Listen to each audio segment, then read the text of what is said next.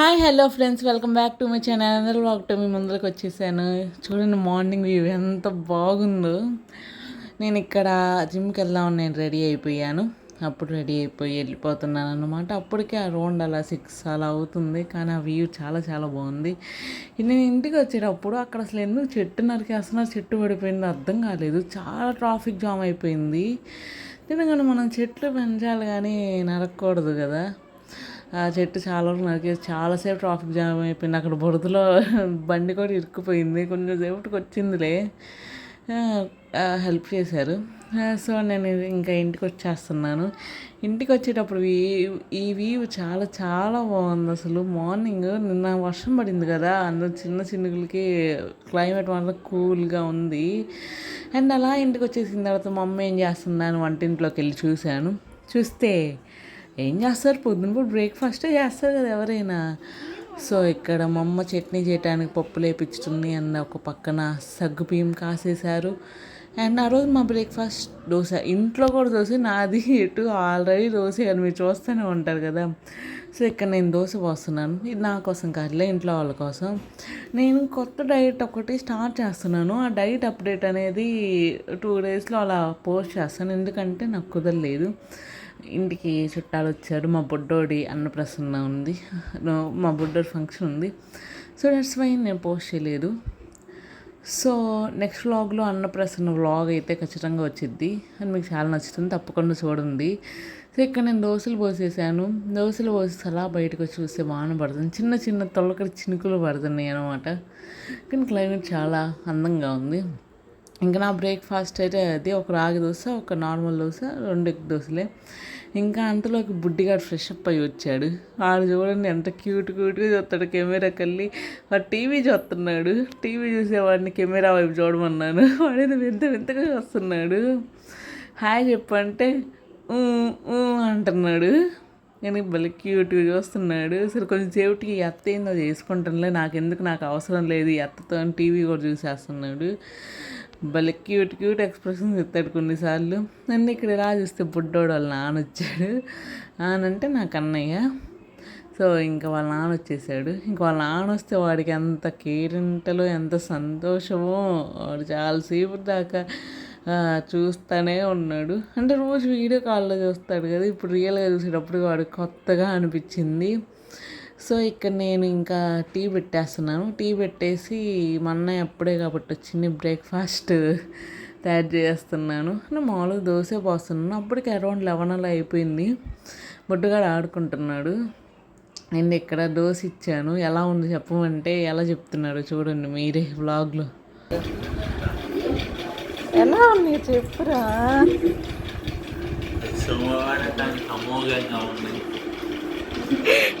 తినడానికి ఎలా ఉండేది కాసేపు వెయిట్ చేయండి.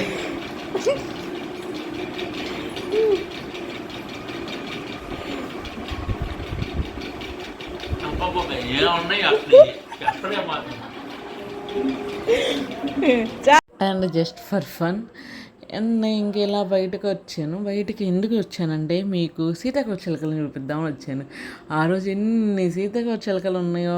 మామూలుగా కెమెరాకి కొన్ని అంత కానరాటలేదు, కానీ రియల్గా అయితే చాలా చాలా బాగుంది. అంత సీతాకోక చిలుకలతో నిండిపోయి ఉన్నాయి, అంత బాగున్నాయి. చిన్నప్పుడు అయితే ఆ సీతాకోక చిలుకల్ని అసలు పట్టుకొని వాటి కలర్ బొట్టల్లో పెట్టుకునే వాళ్ళం, చాలా రకరకాలుగా ఆడుకునే వాళ్ళం. ఇప్పుడు కానీ అలా పట్టుకోకూడదు పాపం, అవి కూడా ఎగరాలి కదా, అవి కూడా మనలాగా జీవులే కదా.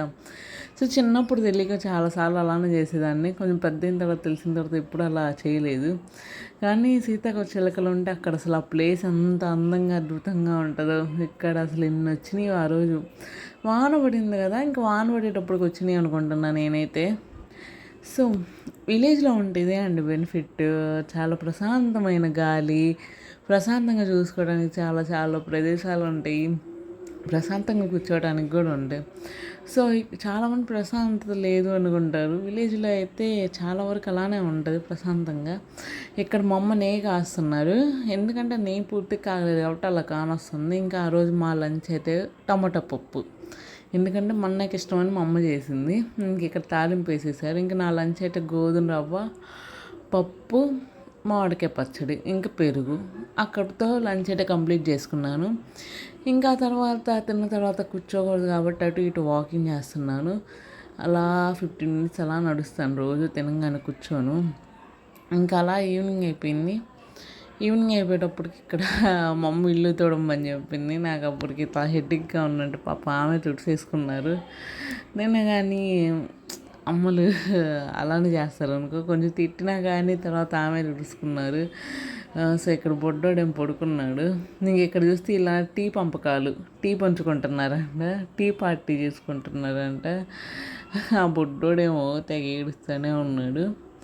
ఇంకా బొడ్డోడు ఫంక్షన్ కాబట్టి ఇంకా చైర్స్ అవన్నీ తెప్పించారు. ఇక టీ పంపకాలు పంచుకున్నారు. నలుగురికి 4 కొంచెం కొంచెం అంట. దాన్ని కూడా వీడియో తీయమని వాళ్ళే అడుగుతున్నారు. ఇక్కడ బొడ్డోడేమో కెమెరా ముందరకు రాగానే రకరకాల ఎక్స్ప్రెషన్స్ ఇస్తాడు. ఒకసారి ఒకలాగా నవ్వుతాడు, ఒకసారి ఏమో ఏడుస్తాడు, రకరకాలుగా ఇస్తాడు. మనం చెప్పలేము. అంటే బొడ్డు బుట్టలు చాలా క్యూట్గా ఉంటారు. వాడెందుకు పాపం ఏడుస్తున్నాడు. తర్వాత చూస్తే ఇక్షితాను చాను వచ్చారు. ఇంకా వాళ్ళు స్కూలు టైం అయిపోయింది కదా, 5:30 or 6 కలా వస్తారు. మేము చిన్నప్పుడైతే 9 to 3, 4 అంతే. వీళ్ళకి పాపం చాలాసేపు పెడుతున్నారు. అక్కడ చాక్లెట్ టేస్ట్ ఎలా ఉందని చెప్పమంటే అసలు వాళ్ళ ఎక్స్ప్రెషన్సే చాలా మామూలుగా ఇవ్వటం లేదు. Just comedy. వాళ్ళు చాక్లెట్ కోసం అలా రివ్యూ ఇవ్వమంటే అలా ఇస్తున్నారు. ఏం చేస్తాం. ఇంకా తర్వాత బుడ్డోని చూడటానికి ఇంకా పిల్లలు వచ్చారు. అండ్ ఇక్కడ నేనైతే ఈవినింగ్ అయిపోయింది. అప్పటికే అంట్లు తోమేస్తున్నాను. అప్పటికే టైం చాలానే అయింది. మా అమ్మ అప్పటికే తిడుతుంది, అంతసేపు అంట్లు తోమకుండా ఫోన్ చూసుకుంటూ ఎడిటింగ్ చేసుకుంటూ కూర్చున్నావు ఎందుకు, ఇప్పటికే చాలా లేట్ అయిపోయింది తోమవా అని. ఇంకేం చేసేస్తాం. ఇంకా తెల్లారి ఫంక్షన్ ఉంది, ఇంకా చాలా పని ఉందని నేను గబగబా తోమేస్తున్నాను. సో ఇంకా ఆ రోజు అలా గడిచింది. ఇంకా తెల్లారి మా బుడ్డోడు అన్నప్రసన్న. ఇంకా దానికోసం చాలా చాలా ప్రిపరేషన్ చేస్తున్నారు. సరే వాళ్ళకు కూడా మనం ఖాళీగా ఉండేకుంటే ఏదో ఒక సాయం చేయాలి అని చేస్తున్నాను. సో ఇంకా అంట్లో అన్నీ తోమేసిన తర్వాత ఫ్రెష్ అయిపోయి రోజు మామూలుగా పూజ చేస్తాను. ఇంకంతే. మీకు చెప్పటం న్యూ డైట్ స్టార్ట్ చేస్తున్నా అన్నా కదా, ఆ డైట్ వివరాలన్నీ నేను 2 daysలో అలా మీకు చెప్పేస్తాను. అదేం లేదు, నేను 2 meal a day and 5 days workout days పెట్టుకుని, నేను వర్కౌట్ అయితే 5 to 6 days ఆల్మోస్ట్ కంపల్సరీ చేస్తాను. సో ఇవాళ అయితే మార్నింగ్ యోగా చేయలేదు, ఎందుకంటే నా హెల్త్ బాగోలేదు కాబట్టి. ఇంకా నెక్స్ట్ మండే నుంచి అన్నీ స్టార్ట్ చేస్తాను. ఈ వీకే కొంచెం ట్రాక్ తప్పింది, అయినా కానీ వాకింగ్తో అలా మేనేజ్ చేశాను.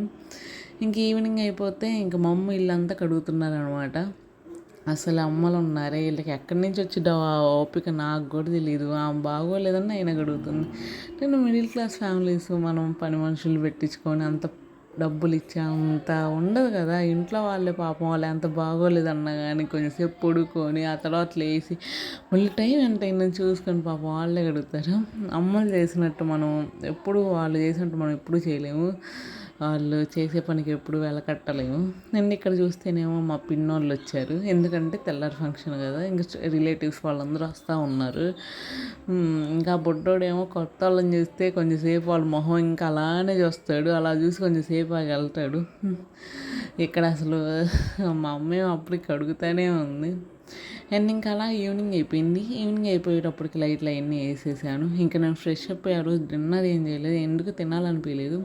సో ఇక్కడ బుక్ చదివేసాను. బుక్ చదివేసిన తర్వాత ఇంకా పని ఎక్కువ ఉంది. రోజు అక్కడ వ్లాగ్ ఎండ్ అయ్యేది. ఇంక ఇక్కడైతే బంతిపూలు వచ్చారు, ఎందుకంటే రేపు గుళ్ళోకి అండ్ ఇంటికి డెకరేషన్ చేయడానికి బంతిపూలన్నీ గుచ్చాలన్నారు. నాకైతే అంత ఇంట్రెస్ట్ లేదు, నేనైతే ఏం గుచ్చలేదు. నేను వీడియోలు తీసుకోవడానికి షో చేశాను. మా వదిన మా పిన్ని వాళ్ళే గుచ్చారు పాపం కష్టపడి. స్టిల్ ఇంకా అవ్వలేదు అనుకుంటా. నేను ఈ వ్లాగ్ చెప్పేటప్పుడు కూడా వాళ్ళు గుచ్చుతూనే ఉన్నారు చాలాసేపటి నుంచి. అండ్ ఇక్కడ మా చిన్న పిన్ని అయితే ముగ్గులు వేస్తుంది. మా చిన్న పిన్ని ముగ్గులు బాగా వేసిద్ది. ఆమె చాలా చాలా బాగా వేసిద్ది. అందుకని మా అమ్మ ఎప్పుడు ఆమె చేట వేయించిద్ది. చాలా బాగుంటాయి ఆమె వేసే ముగ్గులు. చాలాసార్లు ముగ్గుల కాంపిటీషన్లో అలా చాలాసార్లు పార్టిసిపేట్ చేసింది. చాలా గిఫ్ట్లు వచ్చినాయి. అంటే అంత బాగా వేస్తారనమాట. నాకైతే అసలు ముగ్గేయటం కూడా రాదు. అసలు దాన్ని ఎలా పట్టుకోవాలో కూడా తెలియదు. నేను చిన్నప్పుడు గోల్ చేసి వేసేదాన్ని. అది చాలా క్రితం, ఒక 5th క్లాస్ 6th క్లాస్ చదివేటప్పుడు. ఇంకా తర్వాత ఒక్కసారి కూడా నేను ముగ్గు ముట్టుకోలేదు. ఎప్పుడో చాలా రేర్ అనుకోండి. ఏదో చిన్న చిన్న ముగ్గులు అయితే అది కూడా దేవుడు పూజ చేసేటప్పుడు గీసుకుంటామే, అలా గీసుకుంటాం అంతే. నాకైతే అంత రావు. ఇక్కడ హాయ్ చెప్పమంటే ఆ ముగ్గులు ఎలా ఉన్నాయి కామెంట్లో చెప్పమని చెబుతుంది. సర్లే మీకు నచ్చితే కనుక కామెంట్లో చెప్పేయండి ఎలా ఉన్నాయని. ఇక్కడ బాబా చాలాసేపు నుంచి కష్టపడి వేస్తుంది.